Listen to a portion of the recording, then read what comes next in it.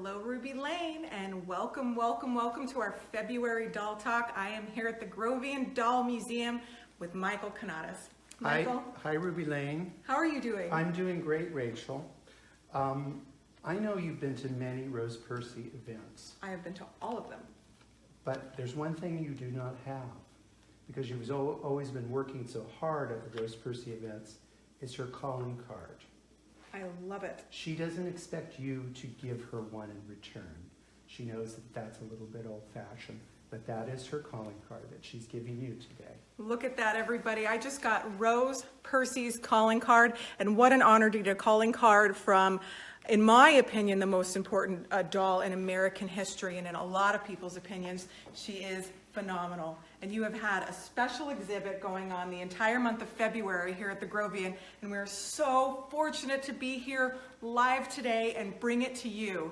We have so much to talk about. Michael, where are we even going to start? Well, I think that one thing, I'm very glad that you're here, because thousands of people in recent years have seen Rose Percy, but obviously not everyone is able to come.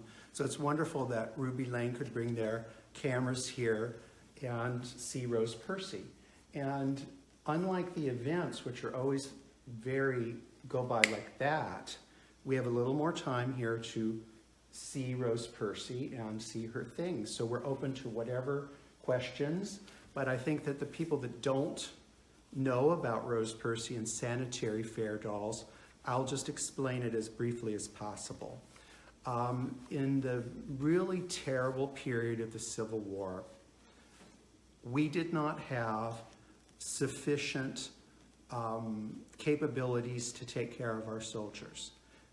Literally, they died in the gutters.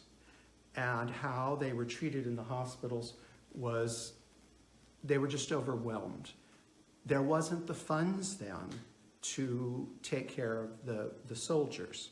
So a group of ladies, which we'll show you a little bit later, from New York, founded the United States Sanitary Commission, which they were the arm that raised the money to create the Sanitary Commission to have sanitary conditions. They supplied medicine, bandages, anything that a soldier needed. They had to raise money, and how they raised money were through sanitary fairs. So there were anybody could have a sanitary fair. If you were a little small town, 12 people could get together and have a sanitary fair. Rose happens to come from the Metropolitan Fair in New York City. At that time in America, New York was the largest city in America, and it was the biggest concentration of wealth. So a group of ladies got together to have the Metropolitan Fair, and they planned it for a good 2 years in advance. And it is the single largest, I think, fundraiser in that period of time. And that's where Rose made her debut. She started as a project for the girls of Mrs. Sarah Ogden Hoffman's School for Girls. And it was the finest boarding school education that I think you could find. Now, in my research, I have not ever found a written curriculum of what a school like that would have taught at that time. But we did find a game that had all of the things that you would study. And if you could have gone to that school, you would be considered today a genius, because you'd learn sewing, needlepoint, embroidery, French, mathematics, public speaking. They were really amazing children that learned, and their contribution to the fair was Miss Rose Percy. And they managed to get the leading merchants of the day, such as Charles Tiffany and Arnold and Constable, to give them things such as jewels, the fabrics. And this, what you see here, is what they created. And it is a wonderful document of that time. So once Rose was put into the fair on April 4th, 1864, she raised $1,200 To give you an idea of what $1,200 was in buying power at that time, that is the equivalent to a townhouse in New York City. That was a large amount of money. So Rose became an instant celebrity from that.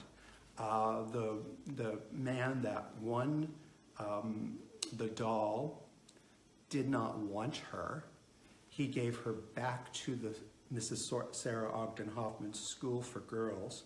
He gave it back because he didn't want it. The girls in the school turned around and gave Rose to their doctor's daughter, which is Bertha Peterson. And it was just the most perfect thing to have happened, because Bertha was a remarkable woman. And even as a little girl, she was 9 years old at the time that she got Rose, she immediately loaned Rose out to other sanitary fairs to help, because she was a celebrity, to help the cause. There's 2 possible times that Abraham Lincoln might have viewed Rose Percy. That's pretty amazing. But, so that gives you kind of a Civil War up to that time, but Rose has an ongoing history. So I know Rachel's got questions. We have a lot of questions, and you guys are on a live feed, which is so remarkable because you can engage with us. So while you're on the feed, share the video, but also if you've got a question for Michael, go ahead and ask it, because this is the time. This is the most up close and personal Rose has ever been on a live feed, I would say. Normally we can't get this close to everything. No. So it's going to be a lot of fun. And usually we're at the an ones event. that we're at we don't events, have time. We don't have time. Rose is very, very busy. She's a very busy woman, and she is here today, and I'm glad she is here with us. So we're going to start. This is I think this is the doll that has one of the most complete provenances of any doll that I know of. I think that's true. It's a history that goes from 1864 to today, because unlike some historic dolls, they're in a time capsule. Rose is not. The story is ongoing up to today, in today's time, since we've been involved, and a fantastic group of volunteers that we've had.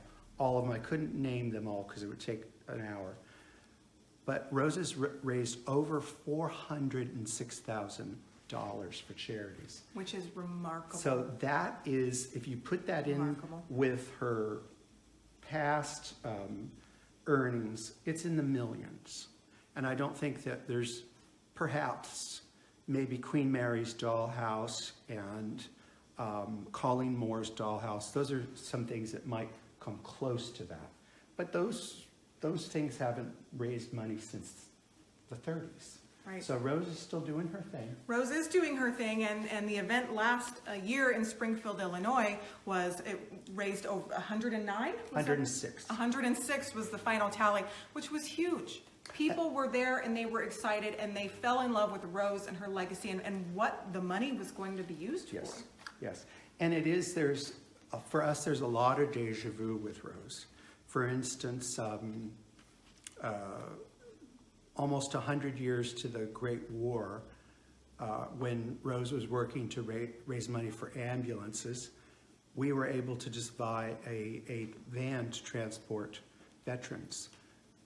It's almost kind of the same thing. Mm-hmm. You know, in Great War, ambulance was a flatbed truck. Now it's a fitted van that can get wheelchairs up. So it's an ongoing story. So, and then as far as her things, Rose has everything in her possession that she had in 1919 when she was loaned to the American Red Cross Museum. She has everything. Now, she has everything except for 2 items of clothing that are not on display today because they need some conservation work. So pretty much all of the people that have been involved with Rose have been good custodians of her items. Everything is so remarkably preserved, and I know that you did a lot to bring all of these things to life when you received them. Well, I mean, honestly, we have had really one session of doing some repairs and things, And now we need to have another session at that, which we will be doing that shortly. Because when you do an event with her, everything's rushed. Getting her ready is rushed. Getting the things back into the boxes is rushed. But what I'd like to talk about, which we've never done really in public, because we're usually telling the story of her history and all of that. But I'd like to talk about her clothes. Would you like to? Yes. Okay. So very much. We've had a lot of requests about the clothes and the accessories. And what did you say in the book? Other delights, I think. So we're excited to get up close and personal. If Abraham Lincoln were here, he would look at all of these things and he would call them flubbadubs. So these were all flubbadubs. But I think we should start with, this is the first dress that Rose ever wore in public. And it's a beautiful blue, this is silk velvet. This today, if you could find it, costs about $500 a yard, if you could find it. And it was a color that was very popular. Mrs. Lincoln had a dress in this color, and also Mrs. Polk had a dress in this color that have survived. Look at that. And this was a very prized piece because of the lace. And we believe that the lace was probably a gift to the school from Mrs. Astor, who was a big supporter of Rose and was also a well-known lace collector. So this would, in 1864, this would have been very highly prized, this lace. So this is the dress she wore at her first public appearance, but look at her jacket that goes along with it. Oh, look at the jacket. And we really have the back showing because it is sensational with that little hood. So this is probably the easiest dress for Rose to wear and the one that she's actually worn the most in all this time. But I think we should start at the beginning. So here we have a scene from a school, but this is Rose's school uniform. This is probably very similar to what the girls in the school wore. And it's basically like a French girls' Catholic school uniform. And it's a darling little dress with a beautiful little pinafore. The workmanship on these clothes, we had a fashion historian here not that long ago studying her skating costume. And they thought it would take, a couple of minutes to do it. Simple clothes don't necessarily, if they look simple, that doesn't mean simple construction. There isn't anything here that is simple. So even a simple school uniform is complicated. But also what's really important to notice that Arnold and Constable, which was the premium store in New York, and their motto was from cradle to grave, that they sold everything. And when Mrs. Lincoln was furnishing the White House, she went on a shopping spree at Arnold and Constable. And she was also a fabric collector, like some of us are. And she bought up fabric for dresses and things and draperies. And other than really Rose Percy, no one really knows what they sold, what the things look like. So this whole tableau gives you an indication of the types of fabrics that you could buy at Arnold and Constable in 1864, and it's a pretty amazing document. But this is an item too I want you to look at. This is one of my, I have a lot of favorites in Rose's outfits, but this is, it's just so adorable.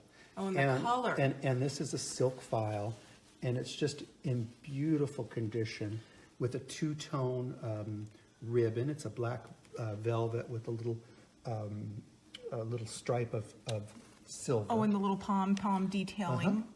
And the beautiful, and by the way, when this was new, this was bright white. This wasn't ecru, it was bright white, her little blouse. We have people tuning in all over the world from Sweden. They just said hello. Hi, Sweden. Yes. Michael, what did it mean for a woman of this time to have these kind of sewing skills? I think it was essential. Even if you didn't, it was essential to put clothes on your family's back, to make linens, bedding. It was absolutely essential because really nothing was promised to a woman. Like, for instance, the great Vanderbilt fortune, which was hundreds of millions of dollars. The girls got basically nothing, $50,000 out of the fortune. So you had to be prepared at any time to be self-sufficient. And if you had skills to sew, you always had a chance to make money and opportunity. Now, ultimately the goal of the girls of the Ogden Hoffman School is that they were going to make great matches, marry wealthy men, successful men, and have options. But that didn't mean that, you know, idle hands are the devil's workshop. You had to be able to show what you've created. I mean, we could just look on Ruby Lane into the antique department, and we'll see beautiful embroideries and laces, and those things were made by ladies in their parlors. So they really had to, And it was work. It didn't come easy. It's not something for us to think of it today as a flub-a-dub, because they had great skill. I mean, we teach classes here at the Grovian, and for people to learn the skills, it's not easy. It's not something, but if you had to clothe yourself, you needed to know these things. And just for our viewers tuning in, most of these clothes, from what I see, it looks like they are hand sewn. I see very little machine sewing. They are here. hand sewn and machine sewn. Okay. They are both. And it's you can kind of tell when you're looking at garments, there's a signature of people sewing. So there were many girls working on this, and certain girls obviously had certain skills. But let's face it, they were working with a treadle machine. Right. If you've ever tried that, you have to have a skill to keep do it it. going. Yes. Yeah, and you know, you get it going too fast, it goes out of control. So yes, they did. Now the problem with those machines were so great that it could actually, instead of sewing the fabric, it could cut it. So you really did have to. So it really is both in the pieces. It's just wonderful. But If you're here with us, this comment, I want you to see too, ask a because question. I think that this is so sweet, and it's just a simple wool. There's almost no decoration on it, but when Rose does wear this, it's very, very, very quaint. And, you know, the tops and the skirts, they use many different techniques to do the skirts. Sometimes they're, you know, inverted box pleats. It depended on what they were trying to achieve. But here, you know, this is a very sensible thing. This could be reproduced today beautifully. Oh, I'd love to wear this in my next video. Yeah, sure, we could do that, you know.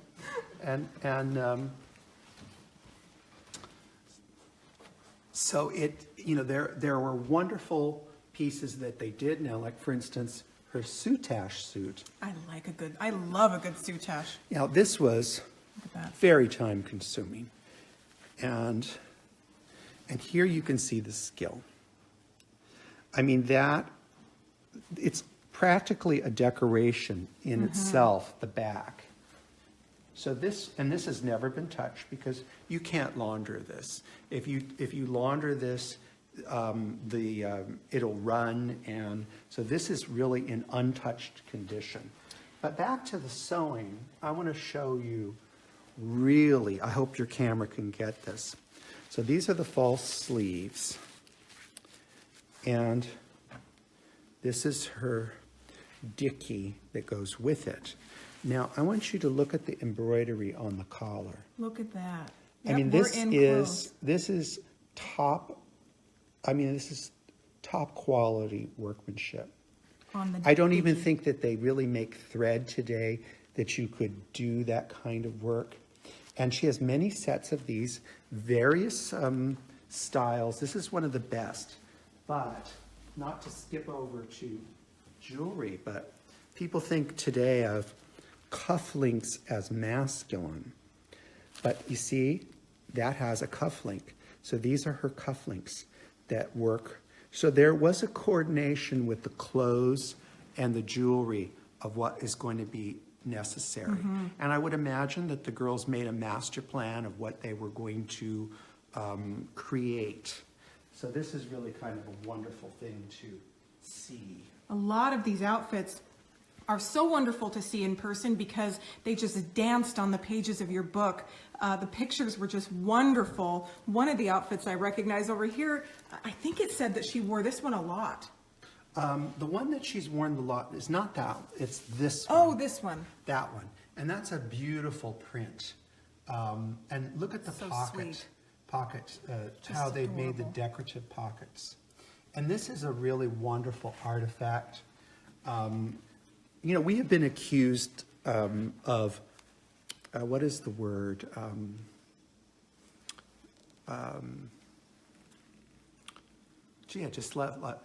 Of adding, basically adding, adulterating Rose Percy with things.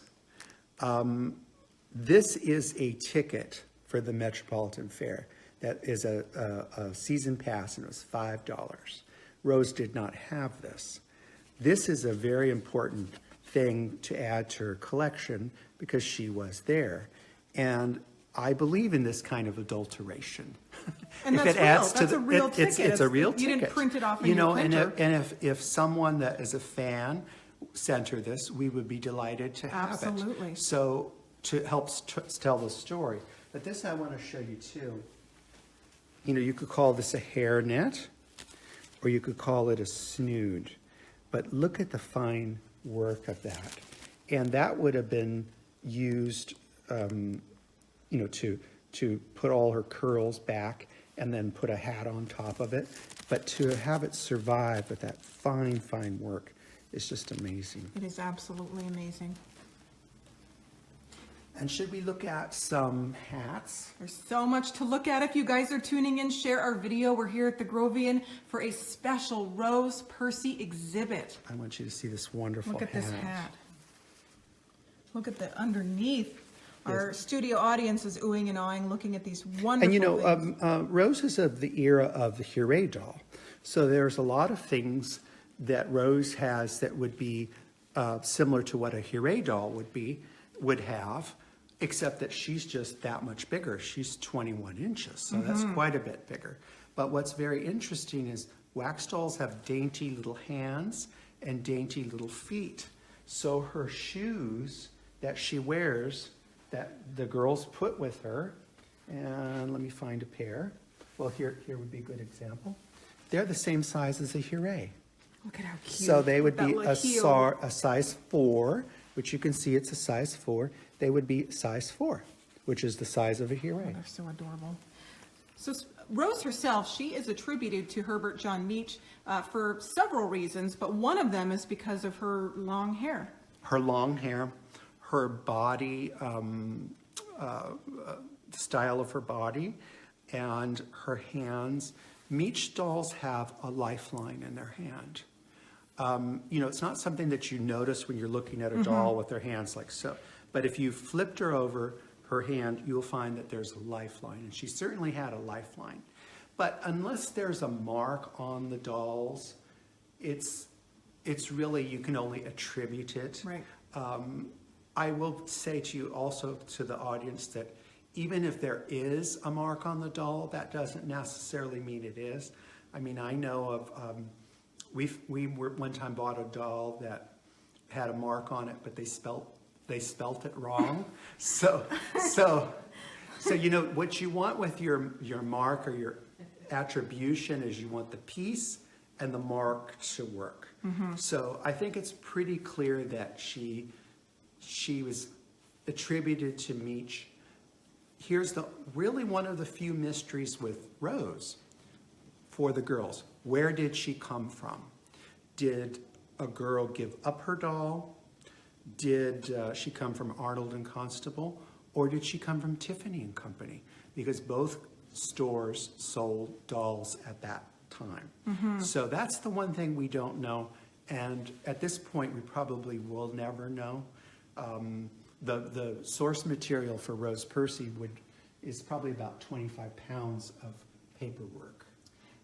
Were wax dolls one of the predominantly more popular dolls of the time when she was sold? When she was young, this will be hard for some collectors, viewers out there to understand. When she was young, wax dolls were the most expensive doll. They were the most prized doll. At the very same fair that she sold at, a French doll with a wardrobe sold for $40. Oh, wow. So wax dolls were highly Hot. prized. Well, they were prized because they were, you know, they were lifelike in the sense of the wax had a human feeling to it. They were handmade. People then understood handmade. So, you know, if you're making a bisque doll out of a mold, you could just keep going and going.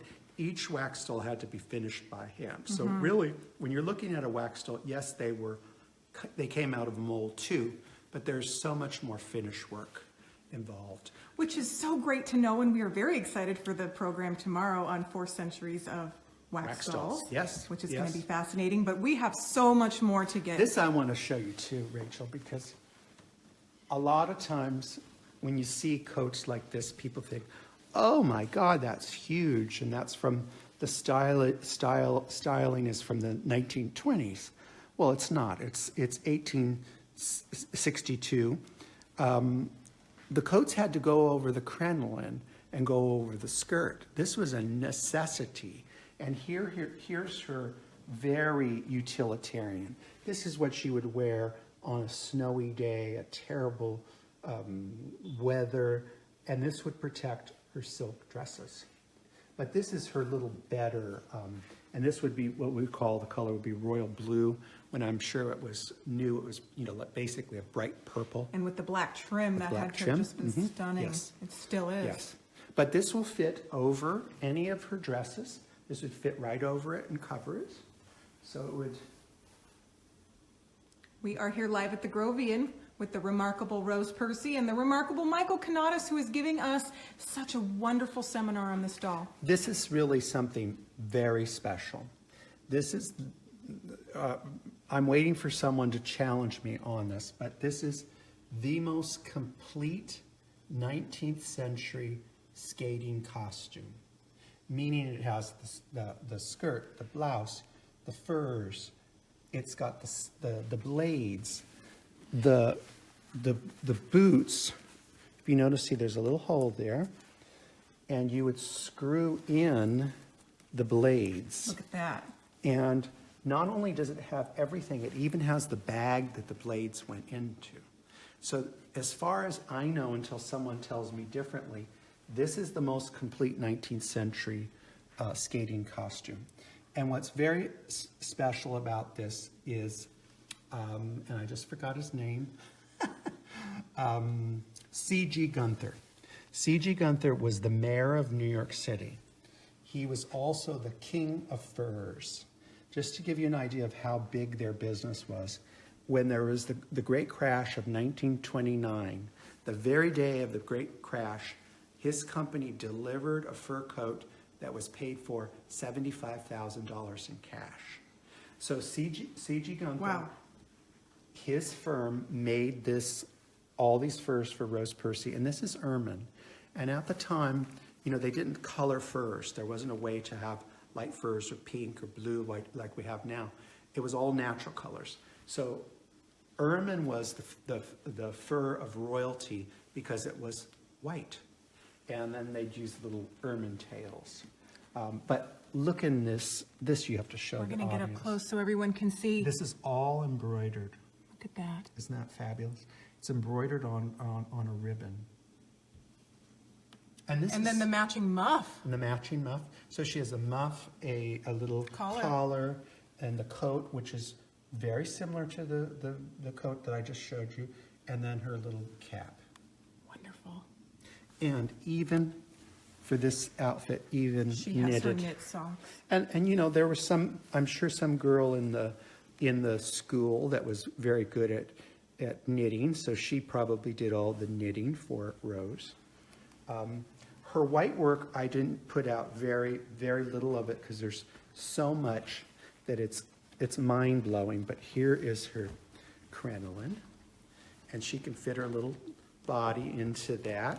And then you put all her slips on top of it. She is, by the way, she is a girl. She is not a lady. So only girls wear full slips. Ladies wear half slips. Girls wear full. She has no halves. Everything is, so that's, and this was probably, this would have gone with her skating When we costume. say girl, 14? She's like a, Preteen? what we call now tweens. Tweens, Isn't okay. that like just before, exactly. like maybe 12, 13, just that. Not a, what is it, not a girl, but not yet a woman? Yeah, she's a tween. Yes. But she has a tremendous amount of white Wonderful. works. And really that's where you see the skill. And I shouldn't tell you this, but basically Rose does a lot of lounging. And when she lounges, like all of us, this is what she wears when she lounges. And it's just a very... It looks so comfy. Well, feel it. I mean, it's just, it's like, it's like a down comforter. And it actually works as a good protector of her. When she travels, that's what she wears. That is a high society snuggie right Yeah, there. Look it at that, is, it everybody. is. Wonderful. Somebody just said, let's see the slippers. Oh, the These slippers. those are knit slippers. Those are cute. crochet. Oh, crochet. Yeah. With Those little are leather crochet. bottoms. And she does Adorable. wear those. Do you know, when her first owner, Bertha Peterson, worked with Rose, her whole life, Rose worked for benevolent causes, such as when Bertha became an adult, they were very involved in education. They raised a tremendous amount of money to educate the descendants of slaves, to give them training, job training. She did all kinds of never-ending relationship of Rose giving teas and presentations. And that took its wear and tear. So when she was given to the Red Cross Museum, part of one of her toes was missing. So the Red Cross went and had her repaired, and they put a composition baby toes on one of her feet. Ooh, When we cringe. All the we doll cringe, people are cringing but across I know the there world. are. But when we went and we looked at it and we thought, well, we could do something about this. And then we stopped ourselves and we thought, wait a minute. This is a historic doll. This is not unlike her veterans that lost limbs. And so she's got one wide foot. So these work. These work great because they stretch. They stretch. Speaking of repair, I know that she did have a little something that happened to her face because she got a little close to heat, and she was restored by Gladys McDowell, who is very famous for her work. Oh yes, and the repair bill was $35. It was $35. Evidently, remember, for almost 100 years, Rose resided at the Red Cross Museum, which was in Washington, D.C., and it was run by volunteers. Right. And they were changing exhibit, and they put her too close to a radiator, and she had some issues. And then Gladys did the work, whatever the work needed to be. We have no concept of how bad it was or whatnot. And so really Rose has changed, but not that much. Because in our book, you will see that we have photographs of her in 1864, before the fair.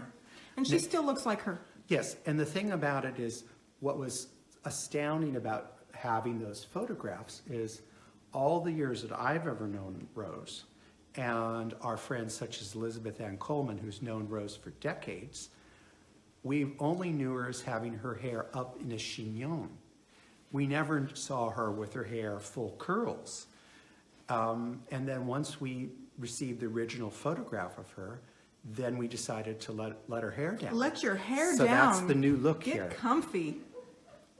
But here's something too I want to show your audience. Most people do have the Coleman book of encyclopedia, or the clothing book. And this Rose is in the book wearing this dress. And this is one of my favorites Now, if you would have asked me to put money on it, it's a black and white photograph from 1920. If you had asked me to put money on it, I would have said that this was a pink and black dress. I would have no concept that it would have been gold. But this is a very popular color. This is the most favorite color of Empress Eugenie. It was her favorite color, not Eugenie blue. But look at the work of all of that pleating and that tiny ribbon that all of the costumers out there in sitting behind the computers would kill for. But this dress is really one of my favorites. It's hard to pick, but you know the work in this was someone's 2 or 3 months of work just to and these get all girls, that down. They worked hard at this. They did. This was something they believed in. Speaking of dresses, they believed in it because, as I've said many times when I've given the programs of Rose Percy, which is usually not what we're doing today, but I'll always remind the audiences, no one won the Civil War. No one won. Everybody lost. So all of these girls had something invested in it. They had a father, a brother, a cousin. Everyone was affected. And that's a great motivator to anyone, and especially to children. It's a way for them to channel, I can't do anything about the terrible things that adults do, but I can do this. And that's what this really represents. one of my favorite quotes, I think, was Mr. Rogers. He said, when you see terrible things happening, look for the helpers. And they were helpers. And they were helpers that had helpers behind them helping. But here's something, too, that I think is one of the most beautiful dresses in the world. And this is just this wonderful pink. But the genius of this is it's trimmed with blonde lace and this plush, which is basically silk mohair to pull into the as a trim. As a trim. It's just wonderful. I wouldn't think of that. This was a very ingenious little girl. who It put was, this together. yes. And she has a purse and shoes And they followed the latest fashion magazines and what was the latest style. And I also want to show you one of Rose's new special gifts. It's not new, but this was a gift, and this really is special. If you probably won't catch it with the camera, but there are 3 hairs from Abraham Lincoln's head. Oh, and wow. one of his good family friend was a hair collector, because in the 19th century they collected hair. It was a great souvenir. This wasn't pulled from his head. This was clipped. Now, It does look clipped, yes. The reason I say that is because someone suggested that I have a DNA test, but the DNA test doesn't work unless you have the root. And, this is an artifact, not unlike a reliquary of a saint. You just have to have faith to believe that it is what the people said it is. And it came from a very good source too, so that helps. But this has worked very good for us when we've had events, and say we've had an armed guard that guards Rose at night, and they're not very cooperative. They don't understand why they'd have to guard a doll. And you show them Abraham Lincoln's hair, and the attitude changes. They get it. They get it. So we did have some requests, several, to get in and up close and personal with her wonderful delights, the Well, let jewelry. me show you one of her rare delights of, okay, I know that's not exciting, but the Metropolitan Fair was the first event that had a charity stamp. And this is the charity stamp that they had. Well, it's in beautiful So condition. yes, and they were just little things that were printed and then they could sell to make money. But These garnets are fabulous. now, I'm going to show you first her jewels that came with her. So this is her Tiffany and Company necklace. And if you can see, it says RP, all monogrammed. And this is little coral droplets. In the 19th century, they believed that coral would protect a baby. And if you really look at, I call this her carrot necklace, because she's got, 8 carats there. 8 carats. And it looks like little carrots. And as thick as her neck appears, this fits her perfectly. It's, kind of slightly choker. The necklace she's wearing for today's presentation is absolutely phenomenal. Yes. Are those amethyst? Those are amethyst Yes, and gold. just beautiful. And then here's her cuffs, cuff links. And again, it's RP and the Tiffany label. And then here is, these are her bracelets. And when she came to us, that was not, there was nothing in that box. And I had a little bit of a panic attack. And I called up Elizabeth Ann Coleman, and I said, her bracelets are missing. And she said, well, those have been missing since 1920. So when she had her first event, those were gifted to her. And we were in charge of the gift. And we had to figure out what was there. And see, there was an indentation on each side. See? Look at that. So we figured out these are rubies and diamonds, and then little antique chain was used for the bracelet. When we finally did get the original photograph of Rose from 1864, she's wearing the bracelets, and it's almost identical. So this was her gift for her first public outing. Look at that. And then the rest of her We jewelry. have a diamond and a black pearl. The rest of her jewelry were left to her by a fan. And it was a gift left to her that it's up to her discretion to sell the things if she needs the money, keep the things that would work for her, so that it continues to be an interesting exhibit for people. So she has kept everything that would work for her. What didn't work for her was sold and used to modify something. Like, for instance, she is a tough customer. You go to fit her, a jeweler might have to fit her wrist 3 times. It's not as easy, if you think about it, a wax doll to fit her. So, she's worn all these things. So this is almost a 1-carat diamond. And this was a really phenomenal gift. Look at that. This can it's a brooch, but it can also be screwed into a tiara. So it would have been part of a tiara, and it's beautiful mine-cut diamonds. You can see the back. Just stunning. And then this bow, diamond bow. Everybody. This is, Sandra Bullock just said, lucky doll. Yeah, but here's the thing that she's probably wears the most are these garnets, diamonds, and I think citrine or amethyst. Citrine. Those she wears the most.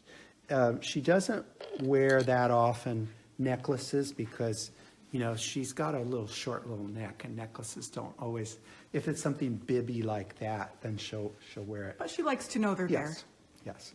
And I mean, this tiara was a great thing too to have as a gift. It's just wonderful. This mint dress, was this mint? Was this the original color-ish? Or was it darker? I think it was always that color. It's a silk taffeta. If you notice how they use the scalloper for the edge, it's very, very it's not fragile. It's very delicate. It's not something you'd want to get your iron out and steam it out. But, it's a very springy colored dress. My favorite dress is actually the Red Cross dress. It is just the nurse's outfit. Yes. I think that uniform. That has a lot of symbolism for people. And, we think of Rose Percy as a Civil War doll, but in actuality, more of her life was spent in service to the Red Cross than the Civil War. And before actually America was even in the Civil War, she was working with the Harvard University's group to raise money for ambulances. So then when Bertha died, she left Rose to the Red Cross, which is most similar organization to the United States Sanitary Commission. And then Rose became the junior mascot of the Red Cross. So all of those incredible children that were members of the Junior Red Cross, all of them knew who Rose Percy was. And really the top of the heap of the kids that became leadership in the Junior Red Cross, when they would go to Washington, D.C., Rose was part of the agenda to go in and see Rose Percy. Because if you were a kid in 1935 and you're a member of the Junior Red Cross, if you went and saw an old, and then an old doll that had earned $1,200, that was unbelievable to them. Absolutely. That's So really what put her on the map, was that gargantuan sum that she yes. acquired on her first But go. I should give the Red Cross the credit here that if Bertha didn't make the decision to leave Rose to the Red Cross, and if the Red Cross wasn't a safe home for Rose for almost a century, she wouldn't be here. She would be lost. The only reason she's in the Grovian Museum right now is, I guess the Red Cross decided at some point that they're a humanitarian organization. They're not a museum. And when you really realize that every day the Red Cross has some new historical item from all of the things that they do. So they decided she was pre-Red Cross, therefore she could go. And it was in the wake of Hurricane Katrina that she actually came up to a public auction, That's right. sold through Heritage Auctions, and you phoned a friend to purchase Well, this wonderful it was doll. really not a good time for us to be involved in something like that. But I kind of had a very sickening feeling, because at that time, there was I'm not going to say who it was, but there was a group that were buying up really nice dolls with concrete provenances. And they wanted historic things. And it was a museum not in the United States of America. And I just had this feeling like this could go somewhere where there would be no really, it's not American. And so, I was kind of thinking about it, and I was going back and forth, and should I do something about it?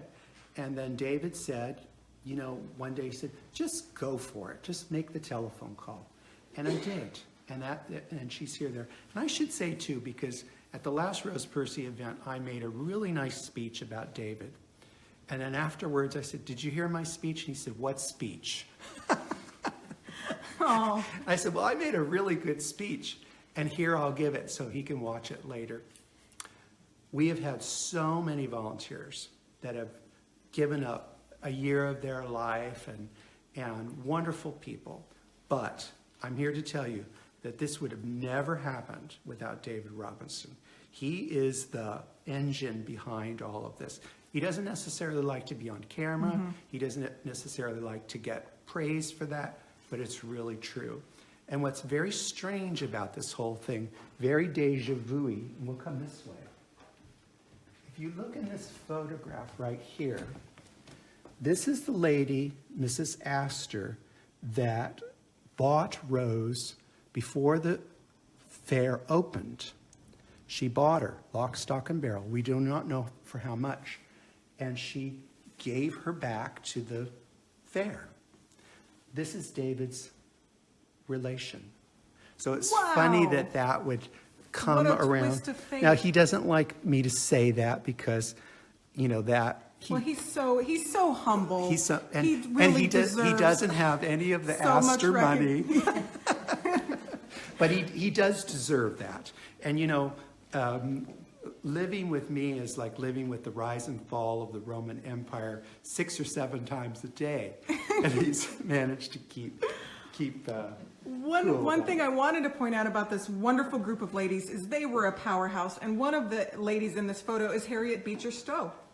You are right. And she was already famous at this point. she is at this point the most famous woman in the world, second probably to Queen Victoria. She is certainly the most successful woman author of all time. And when Abraham Lincoln met her at the White House, she's a very tiny lady. He said to her, "So, you're the little lady that started this great war." Because what she did is she took her experiences of being a mother and put herself in the place of a slave mother. And that's where Uncle Tom's Cabin came from. People didn't want to deal with the reality of slavery. She took it head on and sent it all over the world. And so you can really realize this is the board of the Metropolitan Fair. And with them, they have one of the most prominent Americans. So this is like the top-notch group of ladies. We've got some, by the way, we have some of them identified, but not all of them. And in our book, we only identify Mrs. Beecher because we didn't think it was fair if we couldn't say all of them who they are to signal out one. I remember reading in your book that I think it was Lincoln who said that these women were like a runaway freight train coming into the station. I think that was a quote from a newspaper. Okay. But I don't want to cry on camera. But one of the most beautiful speeches that Abraham Lincoln ever made was about the women of the Sanitary Commission. It's one of his best. And he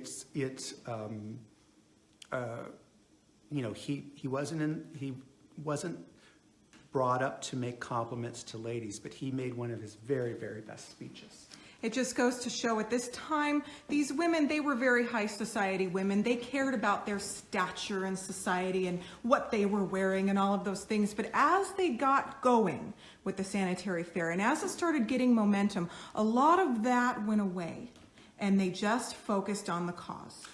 Yes, I think that there's a great quote from the New York Herald, and it said, "For once the ladies put aside their religious, social, economic differences and the more solid insult of a prettier hat and got down and got their work done." But I will say too, they were the top of the heap of their time, but they really didn't get the credit. If they weren't allowed to speak in public, it would have been wrong. So the head of the board, who was a male, got up and took all the credit. Right. But I think all the women knew, all the men knew. So if you were a part of this group, you were elevated. It was a huge honor to be a part of that. And then we talked about the Red Cross, but I forgot to mention too that Rose Percy received the Clara Barton Award, which is the highest honor that the Red Cross gives. And what's really amazing about it is she's just a spirit. So they gave an award to a spirit, which is pretty amazing. I don't think any other doll will get that. That I know of. So it was really kind of a wonderful thing. So many things are wonderful, and we have a lot more to focus on. We're going to be taking pictures and sharing all kinds of things. I know we've had a lot of comments. A lot of this stuff is photographed in your book. I think pretty much everything that you see is photographed. This necklace made of hair. This one's in your book. It is just phenomenal. Look at that. I have never seen a hair necklace so intricate. Yeah, it is amazing. I mean, I really couldn't tell you how they did that. I mean, I just have no idea how they could have done that. So many The things. one thing I want to show you too before we say goodbye is, here's her Tiffany and Company stationery, which they were famous for their stationery then, and they still are. But Rose is a little naughty. She doesn't really write very many thank you cards. She's got, there again, David's the hero. He does that all for her.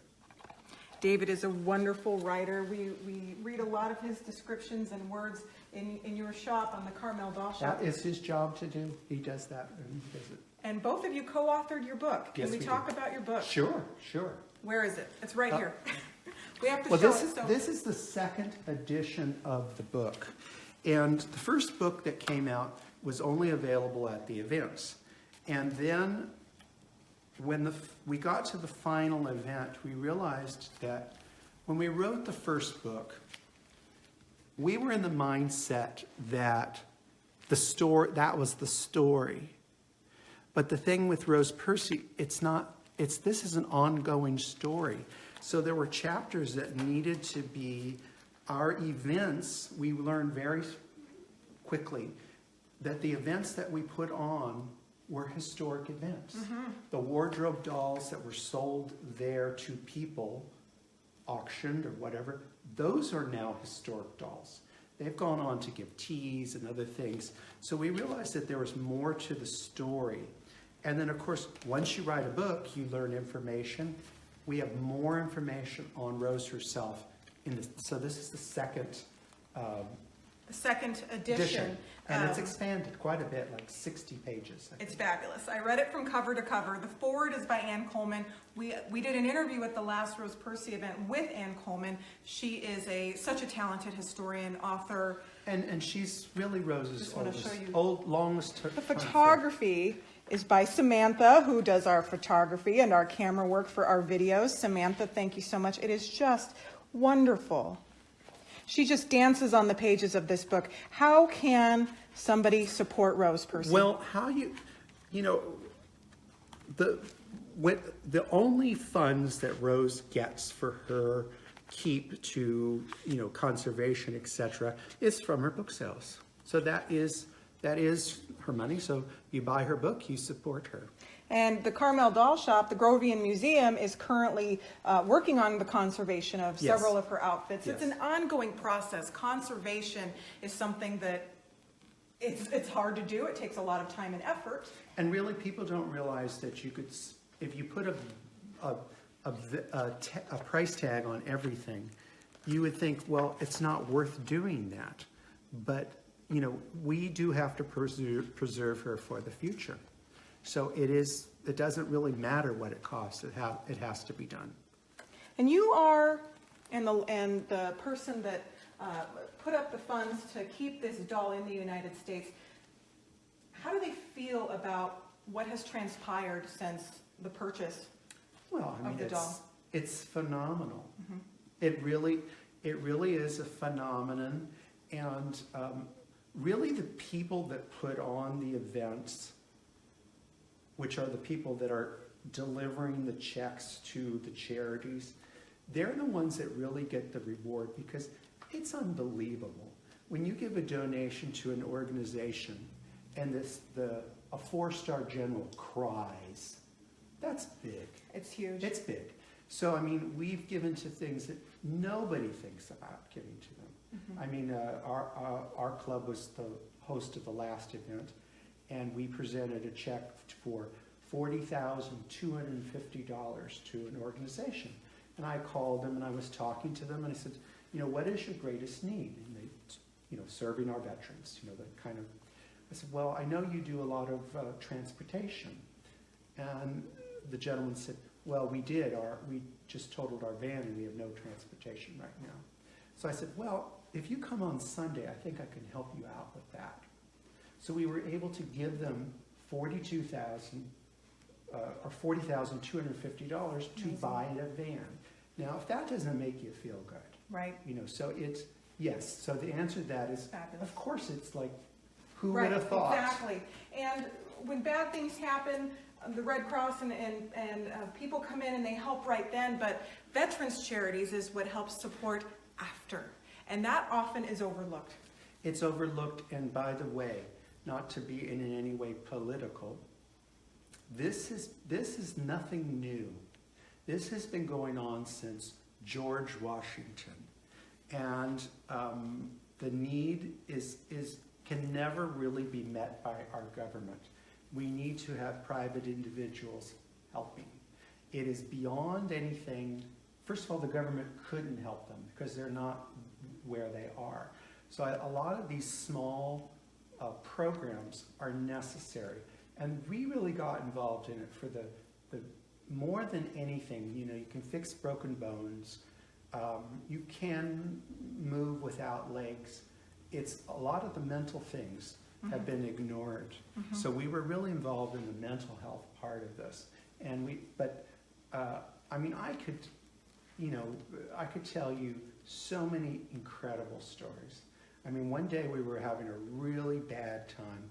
We'd been at some event, not a Rose Percy event, because Rose Percy events are always amazing. But we were at some event and we were getting a lot of heat. And I thought, I'm done with this. I'm not doing this anymore. And that, I'm over this. That same day we got a photograph from a veteran, young, good-looking guy. Unfortunately, he had no mobility, but he had all of his limbs. And because he had his limbs, he couldn't have a titanium wheelchair. So we paid for his titanium wheelchair. So we got this photograph of, he's got a new life. He's got a $3,000, and I thought, I gotta let this go, because that was the goal. So it is a total feel good. You can't ever do this and have any. That's the one thing when you're trying to motivate volunteers, you have to keep them going. Hey, it's not about how you feel today. We got to keep your going eye on the prize, because it's going to be what happens after. You've put such a tremendous amount of work and love and effort into each one of the Rose Percy events. This exhibit is absolutely out of this world phenomenal. We're going to be posting pictures, but I hope Samantha, before we sign off, can just give another Sure, pan and we'll of step out. everything. We will step out so you guys can see the goods. Bye-bye. Thank you, Rose Percy, and thank you, Ruby Lane. Thank you, Ruby Lane, and all of everybody in our Dolly Cam. Michael, this book is available on Ruby Lane. We just put it up today. Just put it up today, so if you guys go on Ruby Lane, put it Rose Percy into the search box. This book is going to come up, and will you guys autograph it for the people that... Sure, yeah? sure. So you can get an autographed book. We'll even give you a calling card. You get a calling card and an autograph if you order the book, so that's so exciting. And we have a couple more things coming up in the next couple of days. We do. Can you give us any insider tips about what we're going to see? We are going to 4 centuries of wax dolls. So we're going to go into a little more in depth into wax dolls. We're going to some people have asked us questions, and we're going to answer them with things. We're going to look at, we're going to go to a sweeter time. We're going to visit a very sweet time with beautiful bisque dolls. I don't know. There's a lot. There's a lot. The programs just kind of fall from the sky here at the Grovian, and that we wouldn't want it any other way. So thank you. Enjoy your pan, and we will see you guys tomorrow. See you tomorrow.